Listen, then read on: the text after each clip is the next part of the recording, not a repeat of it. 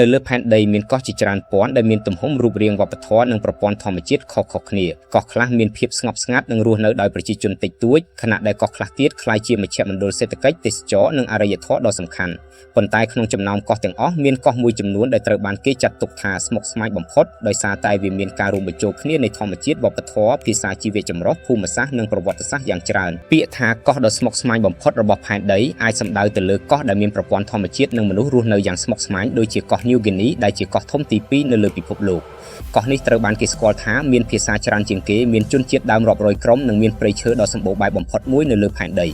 ីកោះនេះជាកន្លែងដែលវិទ្យាសាស្ត្រប្រវត្តិសាស្ត្រនិងធម្មជាតិបានបញ្ចូលគ្នាយ៉ាងអស្ចារ្យអត្ថបទនេះនឹងនាំយើងចូលទៅស្វែងយល់អំពីកោះដ៏ស្មុគស្មាញនេះចាប់ពីភូមិសាស្ត្រប្រវត្តិសាស្ត្រប្រជាជនសត្វព្រៃវប្បធម៌បញ្ហាបរិស្ថាននិងអនាគតរបស់វាទីតាំងភូមិសាស្ត្រនិងទំហំកោះ New Guinea ស្ថិតនៅភាគខាងជើងនៃប្រទេសអូស្ត្រាលីក្នុងតំបន់មហាសមុទ្រប៉ាស៊ីហ្វិកវាជាកោះធំទី2នៅលើពិភពលោកបន្ទាប់ពី Greenland កោះនេះមានផ្ទៃដីប្រហែល787,000 គីឡូម៉ែត្រការ៉េហើយត្រូវបានបែងចែកជាពីរផ្នែកសំខាន់ៗផ្នែកខាងកើតគឺជាប្រទេស Papua New Guinea ខណៈដែលផ្នែកខាងលិចជាផ្នែកមួយនៃប្រទេសឥណ្ឌូនេស៊ីកោះនេះមានភ្នំខ្ពស់ៗព្រៃភ្លៀងដ៏ក្រាស់ទន្លេវែងនិងតំបន់ឆ្នេរដ៏ស្រស់ស្អាតភ្នំខ្ពស់បំផុតមានឈ្មោះថា Ponchakjaya ដែលមានកម្ពស់ជាង 4,800 ម៉ែត្រទោះបីស្ថិតនៅតំបន់ក្តៅក៏ដោយកំពូលភ្នំនេះធ្លាប់មានទឹកតំបន់ភ្នំនិងព្រៃធំៗបានធ្វើឲ្យការធ្វើដំណើរនៅលើកោះនេះពិបាកខ្លាំងជាច្រើនតំបន់នៅតែពិបាកចូលដល់ហើយមនុស្សខ្លះនៅតែរស់នៅដោយមិនទាក់ទងជាមួយពិភពខាងក្រៅច្រើននេះហើយជាមូលហេតុដែលកោះនេះនៅតែរក្សាបានវប្បធម៌និងភាសាដ៏ចម្រុះប្រវត្តិសាស្ត្រនៃការរស់នៅរបស់មនុស្សអ្នកវិទ្យាសាស្ត្រជឿថាមនុស្សបានមករស់នៅលើកោះនេះជាង 40,000 ឆ្នាំមុននៅសម័យបុរាណកោះ New Guinea ត្រូវបានភ្ជាប់ជាមួយប្រទេសអូស្ត្រាលីតាមរយៈដីគោកក្នុងអំឡុងពេលកម្រិតទឹកសមុទ្រទាបប្រជាជនបុរាណបានធ្វើដំណើរមកកាន់កោះនេះដោយថ្មើរជើងនិងទូកតូចៗពួកគេបានរស់នៅដោយការប្រមាញ់ស្ទូចត្រីនិងដាំដំណាំការរស់នៅក្នុងតំបន់ដាច់ស្រយាលបានធ្វើឲ្យក្រុមមនុស្សនីមួយៗអភិវឌ្ឍភាសានិងវប្បធម៌ផ្ទាល់ខ្លួននេះជាមូលហេតុដែលកោះនេះមានភាសាជាង 800 ភាសាដែលច្រើនជាងតំបន់ណាផ្សេងទៀតនៅលើពិភពលោកនៅសតវត្សទី16អ្នកជំនួញនិងអ្នករុករកអឺរ៉ុបបានមកដល់កោះនេះពួកគេបាននាំមកនូវសាសនាអាវុធនិងជំងឺថ្មីៗក្រោយមកប្រទេសអាណានិគមដូចជា Netherlands, Germany និង Britain បានគ្រប់គ្រងផ្នែកផ្សេងៗនៃកោះក្រោយសង្គ្រាមលោកលើកទី2ផ្នែកខាងកើតបានក្លាយជាប្រទេស Papua New Guinea នៅឆ្នាំ 1975 ចំណែកផ្នែកខាងលិចនៅតែស្ថិតក្រោមការគ្រប់គ្រងរបស់ឥណ្ឌូនេស៊ីភាសាច្រើនបំផុតលើពិភពលោកអ្វីដែលធ្វើឲ្យកោះ New Guinea ពិសេសបំផុតគឺចំនួនភាសាដ៏ច្រើនរបស់វាមានភាសាជាង 800 ត្រូវបាននិយាយនៅទីនេះភាសាជាច្រើនមានអ្នកនិយាយត្រឹមតែ 200-300 នាក់ប៉ុណ្ណោះហេតុផលសំខាន់មួយគឺភូមិសាស្ត្រដ៏ស្មុគស្មាញភ្នំព្រៃនិងទន្លេបានបំបែកសហគមន៍ឲ្យនៅដាច់ពីគ្នាជនជាតិនីមួយៗបានបង្កើតភាសានិងប្រពៃណីផ្ទាល់ខ្លួនភាសាទាំងនេះមិនត្រឹមតែជាវិធីទំនាក់ទំនងប៉ុណ្ណោះទេប៉ុន្តែវាជាផ្នែកសំខាន់នៃអត្តសញ្ញាណនិងចំណេះដឹងបុរាណភាសាជាច្រើនមានពាក្យសម្រាប់រុក្ខជាតិសត្វនិងធម្មជាតិដែលមិនមាននៅភាសាផ្សេងៗទៀតប៉ុន្តែបច្ចុប្បន្នភាសាជាច្រើនកំពុងបាត់បង់ការអភិវឌ្ឍការផ្លាស់ប្ដូរសង្គមនិងការប្រើភាសាផ្លូវការដូចជា English និង Indonesian បានធ្វើឲ្យយុវជនមួយចំនួនមិនសូវប្រើភាសាបុរាណរបស់ខ្លួនជីវៈចម្រុះដ៏អស្ចារ្យកោះ New Guinea គឺជាកន្លែងដែលមានជីវៈចម្រុះខ្ពស់បំផុតមួយលើពិភពលោកព្រៃភ្លៀងដ៏ធំរបស់វាជាផ្ទះសម្រាប់សត្វនិងរុក្ខជាតិរាប់ម៉ឺនប្រភេទ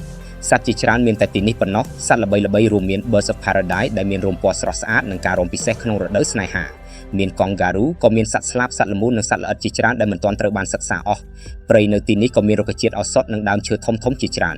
អ្នកវិទ្យាសាស្ត្រជឿថានៅតែមានប្រភេទសត្វនិងរុក្ខជាតិជាច្រើនដែលមនុស្សមិនទាន់រកឃើញដោយសារតែតំបន់ជាច្រើនពិបាកចូលដល់កោះនេះត្រូវបានគេចាត់ទុកថាជាពិភពលាក់ខ្លួនរបស់ធម្មជាតិការស្រាវជ្រាវថ្មីៗនៅតែបន្តរកឃើញសត្វថ្មីៗជារៀងរាល់ឆ្នាំជនជាតិដើមនិងវប្បធម៌នៅលើកោះ New Guinea មានជនជាតិដើមរាប់រយក្រុមនីមួយៗមានសម្លៀកបំពាក់របៀបរស់នៅតន្ត្រីនិងពិធីបុណ្យខុសៗគ្នាជនជាតិខ្លះរស់នៅតំបន់ភ្នំខណៈដែលខ្លះទៀតរស់នៅតាមឆ្នេរក្រុមនៅតំបន់ភ្នំជាច្រើនធ្លាប់រស់នៅដោយមិនតាក់ទងជាមួយពិភពខាងក្រៅរហូតដល់សតវត្សទី20ពិធីបុណ្យប្រពៃណីមានការរាំការលាបពណ៌លើរាងកាយនិងការពាក់រោមសត្វស្លាបតន្ត្រីប្រើស្គរខ្លុយនិងឧបករណ៍ធម្មជាតិផ្សេងៗមនុស្សជាច្រើននៅតែជឿលើវិញ្ញាណធម្មជាតិនិងបុព្វបុរសទោះបីជាសាសនាគ្រីស្ទបានចូលមកក៏ដោយជំនឿបុរាណនៅតែមានឥទ្ធិពលវប្បធម៌ទាំងនេះមានតម្លៃខ្លាំងសម្រាប់មនុស្សជាតិព្រោះវាបង្ហាញពីវិធីរស់នៅនិងការគិតខុសៗគ្នាអ្នកស្រាវជ្រាវមនុស្សវិទ្យាជាច្រើនបានធ្វើដំណើរមកសិក្សាពីកោះនេះការរស់នៅក្នុងព្រៃភ្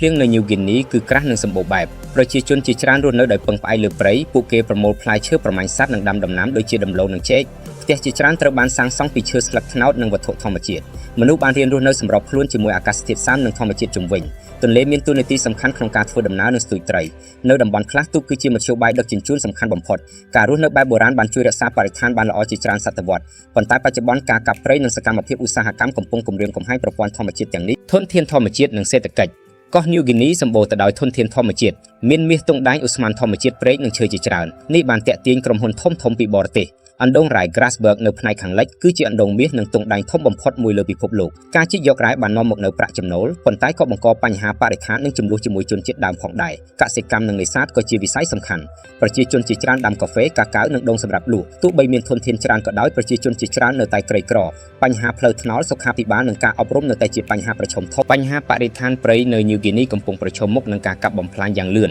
ក្រុមហ៊ុនឈើនិងកសិកម្មបានកាប់ព្រៃដើម្បីដាំដូងព្រៃនិងយកឈើទៅលក់ការបាត់បង់ព្រៃធ្វើឲ្យសត្វជាច្រើនបាត់បង់ជម្រកក៏បង្កឲ្យមានការប្រែប្រួលអាកាសធាតុនិងការបាត់បង់ធនធានធម្មជាតិការជីកយករ៉ែក៏បង្កការបំពុលទឹកនិងដីនៅតំបន់ខ្លះទន្លេត្រូវបានបំពុលដោយសារកាកសំណល់ពីរោងចក្រអ្នកអភិរក្សនិងសហគមន៍ជនជាតិដើមកំពុងព្យាយាមការពារព្រៃនិងសត្វព្រៃមានគម្រោងអភិរក្សជាច្រើនដែលសហការជាមួយសហគមន៍ក្នុងតំបន់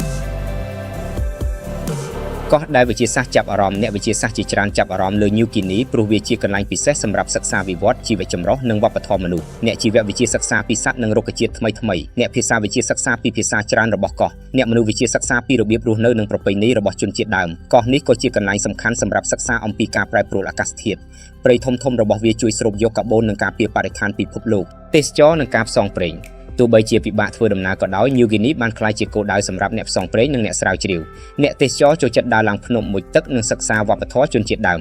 តំបន់រាយ៉ាអាំប៉ាត់នៅជិតកោះនេះគឺល្បីខ្លាំងសម្រាប់ការមុជទឹកវាមានផ្កាថ្មនិងត្រីសមុទ្រច្រើនបំផុតមួយលើពិភពលោកពិធីបុណ្យប្រពៃណីនៅផាប៉ូ New Guinea ក៏ទាក់ទាញអ្នកទេសចរជាច្រើនមនុស្សមកមើលការរាំនិងសម្លៀកបំពាក់ដ៏ស្រស់ស្អាតប៉ុន្តែការអភិវឌ្ឍទេសចរត្រូវធ្វើដោយប្រុងប្រយ័ត្នដើម្បីមិនបំផ្លាញវប្បធម៌និងធម្មជាតិអនាគតរបស់កោះដ៏ស្មុគស្មាញនេះអនាគតរបស់ New Guinea ពឹងផ្អែកលើរបៀបដែលមនុស្សគ្រប់គ្រងធនធាននិងការអភិវឌ្ឍប្រសិនបើការកាប់ព្រៃនិងការបំពុលបន្តកើនឡើងវាអាចបំផ្លាញប្រព័ន្ធធម្មជាតិដ៏មានតម្លៃប៉ុន្តែបើមានការអភិរក្សល្អកោះនេះអាចក្លាយជាគំរូនៃការរស់នៅសមតុល្យរវាងមនុស្សនិងធម្មជាតិការពារភាសាវប្បធម៌និងព្រៃគឺជាការងារសំខាន់សម្រាប់ពិភពលោកទាំងមូលយុវជននៅទីនេះកំពុងទទួលការអប់រំកាន់តែច្រើននិងចូលរួមក្នុងការអភិរក្សបច្ចេកវិទ្យាថ្មីៗក៏អាចជួយក្នុងការសិក្សានិងការពារបរិស្ថាន